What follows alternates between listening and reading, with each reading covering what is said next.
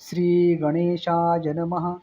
अर्जुन उवाच किं नाम सहस्राणि जपन्ते च पुनः पुनः यानि नामानि दिव्यानि तानि चाचक्ष्व केशव।